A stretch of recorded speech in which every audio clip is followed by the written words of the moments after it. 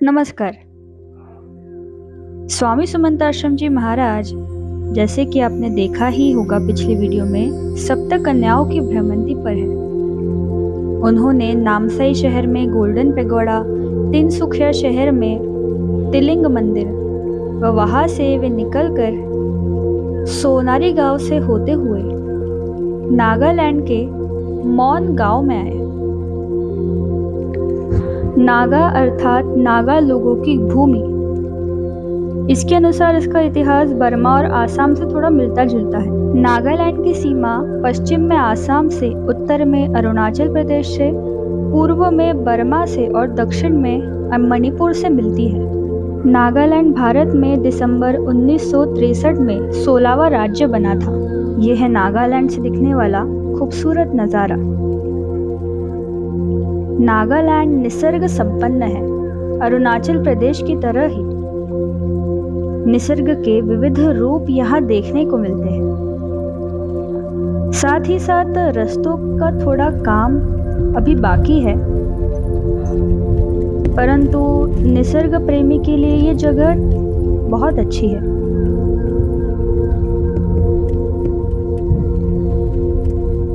नागालैंड के दक्षिणी भाग में कुछ मंदिर स्थित है, बाकी पूरे नागालैंड में एक भी मंदिर नहीं है। स्वामी जी एक दिन मौन गांव में रहे व वहां से उन्होंने अपना प्रवास आसाम के शहर जोरहाट की ओर शुरू किया।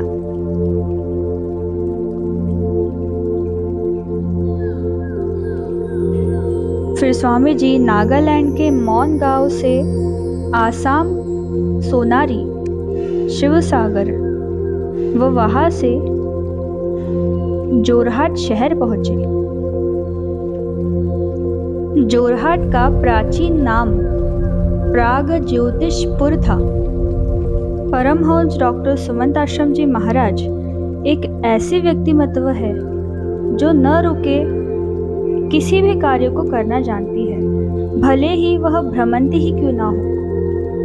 स्वामी जी अपनी भ्रमंती के दौरान कहीं भी जा रहे हो, वहाँ वे आलस्य, आराम करेंगे या फिर बाद में करेंगे, ऐसा कभी भी नहीं करते। वे जिस दिन उस शहर में पहुँचते हैं उसी दिन वे उस शहर के अन्य धार्मिक स्थलों की भेंट के लिए निकल जाते हैं। इसी प्रकार स्वामी जी जोरहाट में आए व उसी दिन उन्होंने वहाँ के अन्य धार्मिक स्थलों की, आश्रमों की भेंट पर जाना शुरू किया।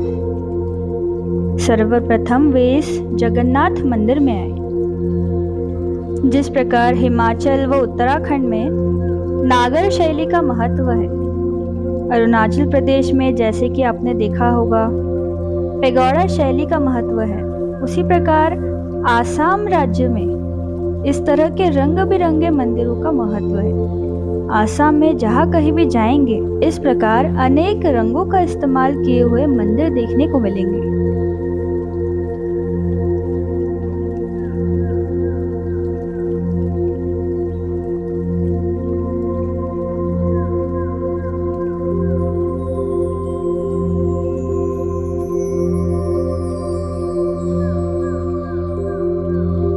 जगन्नाथ मंदिर के दर्शन कर स्वामी जी श्री श्री सत्यनारायण सेवा केंद्र में गए। 19वीं शताब्दी के माननीय संत श्री राम ठाकुर जी के शिष्यों ने वर्ष 1990 में जोरहाट में आकर इस आश्रम का निर्माण किया। वह वर्ष 1990 से लेकर आज तक यहाँ पर भक्त सेवा करने आते हैं, उपासना करने आते हैं। जिन्होंने यह आश्रम निर्माण किया वे भक्त कहते हैं कि इस आश्रम को निर्माण करना व लोगों को इसकी पहचान बताना बहुत ही कठिन था, परंतु राम ठाकुर जी की कृपा से यह संभव हो सका। मोठा सभागृह है, गर्भगृह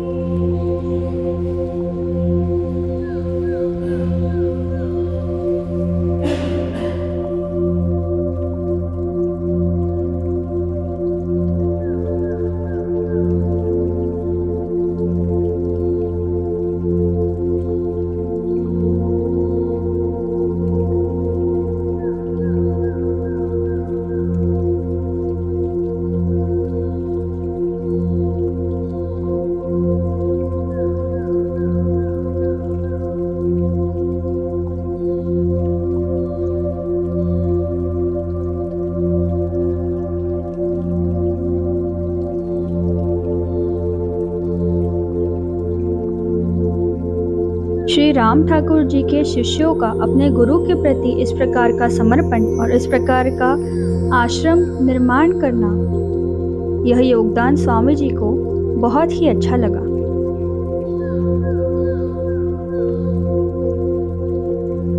यहाँ पर कुछ समय बिताने के बाद स्वामी जी श्री श्री निगमानंद सरस्वत आश्रम में गए। स्वामी निगमानंद भी एक परमहंस योगी थे। उन्होंने तंत्र, ज्ञान, योग और प्रेम भक्ति जैसी साधनाओं में सिद्धि प्राप्त की थी। उन्होंने कुल 2 आश्रम बनाए। पहला आश्रम जोरहाट जिला में, जो आप देख सकते हैं, जहाँ पर स्वामी जी गए थे, और दूसरा आश्रम पुरी जिला में नीलाचल सरस्वत संघ के नाम से स्थापित किया। यहाँ पर आज भी भक्त सेवा करने आते हैं। स्वामी निगमानंद को परमहंस की उपाधि जगत गुरु शंकराचार्य द्वारा दी गई थी। जब जगत गुरु शंकराचार्य कुंभ के मेले में थे, तब निगमानंद स्वामी जी वहां पहुंचे। निगमानंद स्वामी जी से शंकराचार्य जी ने कुछ प्रश्न उत्तर किए।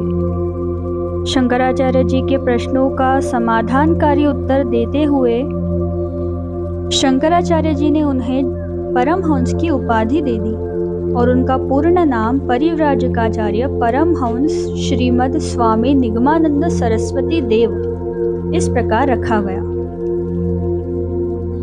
उसके बाद 29 नवंबर 1935 में स्वामी जी ने पुरी धाम में समाधि ले ली।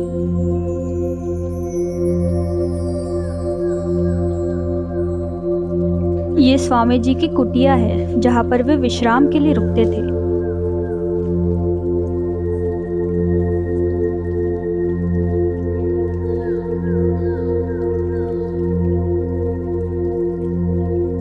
स्वामी जी अपनी भ्रमंती के दौरान कितना अभ्यास कर रहे हैं।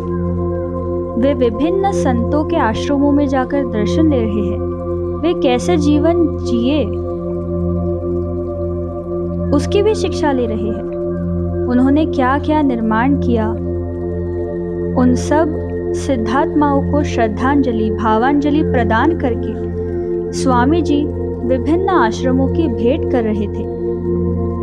और साथ ही साथ हम जैसे जीव, जिन्हें इन सिद्धात्माओं के बारे में जानकारी तक नहीं है, ऐसी महान भारत भूमि पर कितने सिद्ध पुरुष रह चुके हैं, उन्होंने क्या क्या निर्माण किया है, ये हम तक पहुँचे।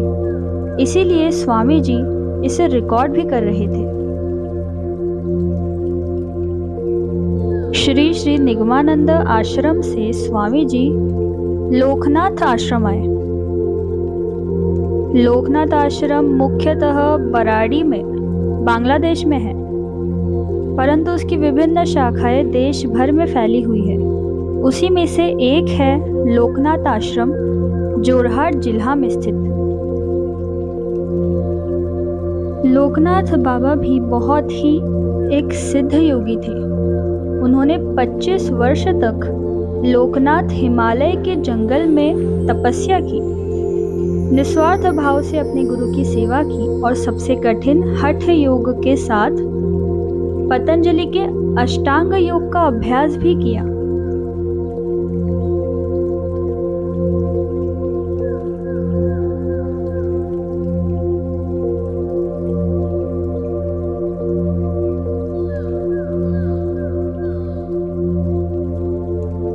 यहाँ पर भक्तों के भोजन व रहने की व्यवस्था भी है। लोकनाथ आश्रम में कुछ समय बिताने के बाद स्वामी जी श्री गीता आश्रम, इस आश्रम की भेंट करने गए।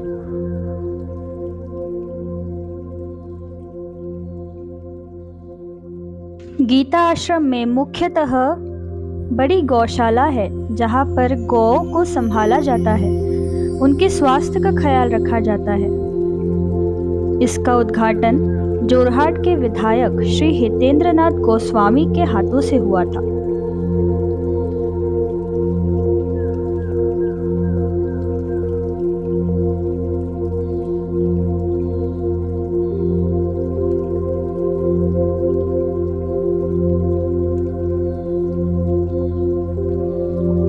गौ माता स्वामी जी को एक बहुत ही प्रिय पशु है।